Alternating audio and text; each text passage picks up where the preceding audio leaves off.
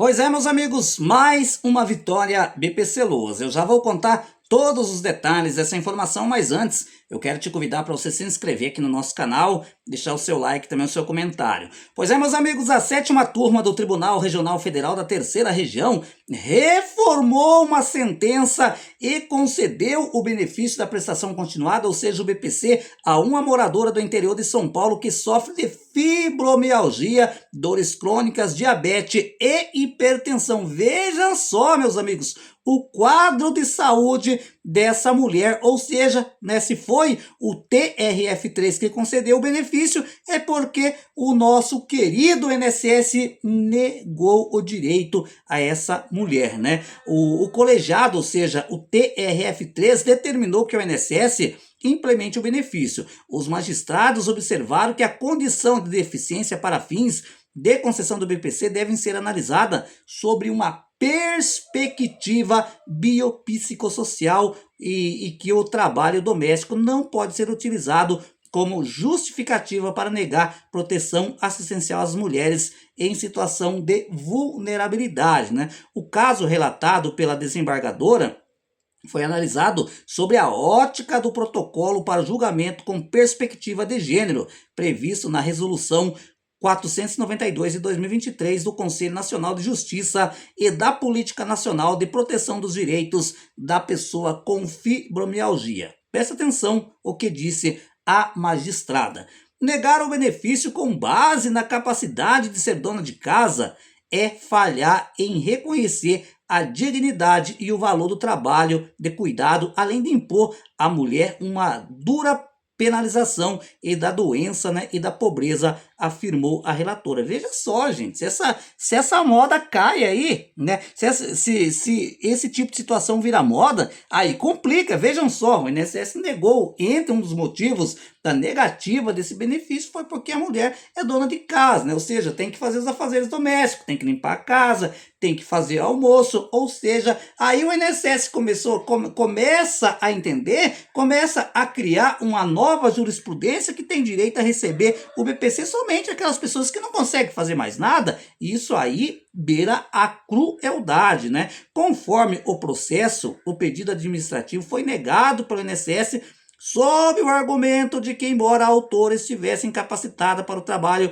enumerado, permanecia apta a desempenhar atividades domésticas. Diante da negativa, ela recorreu ao judiciário, né? Ou seja, à justiça, em busca dos seus direitos. Em primeira instância, a ação foi julgada improcedente pela Justiça Estadual em Itariri, São Paulo, em competência delegada, porque a condição de pessoa com deficiência não foi reconhecida para fins da concessão do BPC, né? Ou seja, veja só, gente, leva negativa por parte do INSS. O INSS argumentou, né, que ela estava incapacitada para o trabalho, mas ela conseguia fazer os afazeres domésticos, né? Já aí, quando ela entrou na justiça, ou seja, a justiça de primeiro grau, né, negou o benefício, afirmando, né, que ela não preenchia os quesitos de pessoa com deficiência. Obviamente, o caso foi parar no TRF3, né? Ao analisar o caso, a desembargadora federal, né, que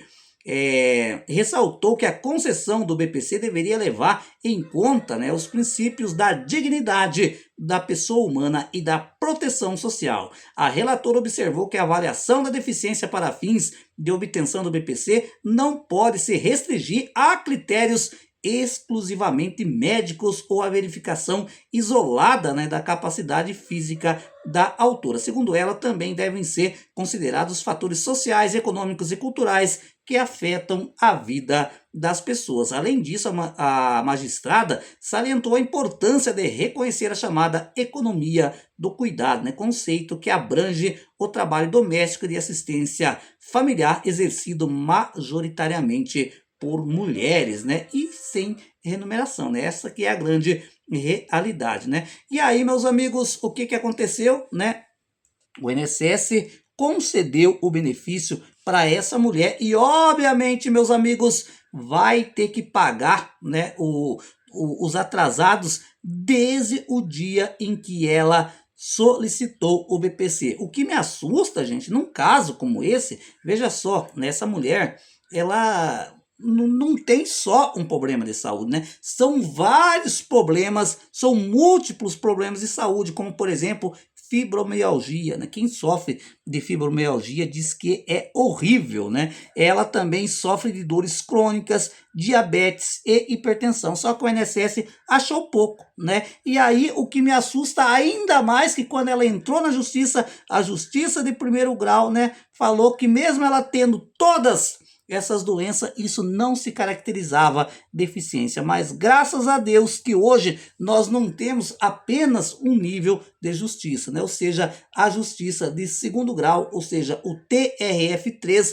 fez justiça a essa mulher, né? Parabéns à justiça brasileira por devolver a dignidade a essa senhora e que ela possa, digamos assim, agora poder conviver em paz, tendo o seu dinheirinho para ela comprar os medicamentos, para ela comprar a sua alimentação. Como eu sempre comento aqui no canal, gente, uma negativa do INSS não é o fim de tudo, né? Corra atrás dos seus direitos. Até recentemente, a gente falar para mim, César, você fala que quando é para entrar na justiça, procure um bom advogado. Você quer dizer que tem maus advogados nessa questão? Gente, não é isso que eu quis dizer, né? Inclusive, alguns advogados até mencionaram isso comigo. Gente, o que eu quero dizer é o seguinte, por exemplo, toda cidade tem vários advogados, né? Obviamente que quando eu falo um advogado, um bom advogado, eu estou me referindo àquele advogado que você tem conhecimento,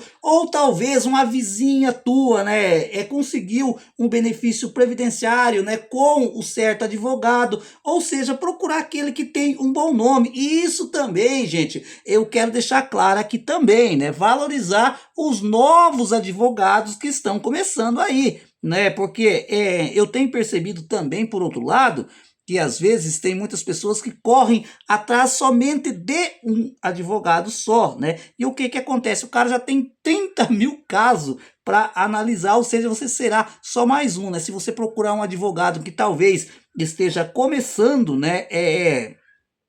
Existe a possibilidade, inclusive, né, dela dar preferência ao seu caso, trabalhar mais fortemente em cima do seu caso, né?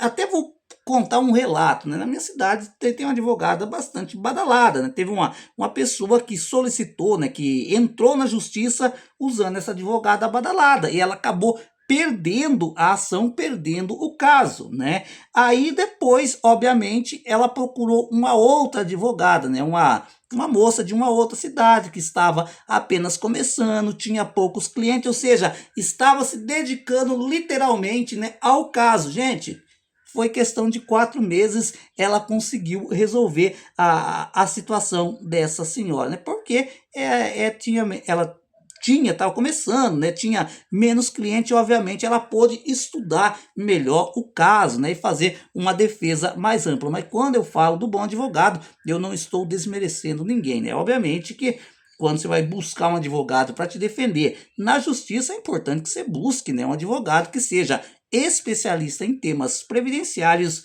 e trabalhista, né, que facilita bastante as coisas.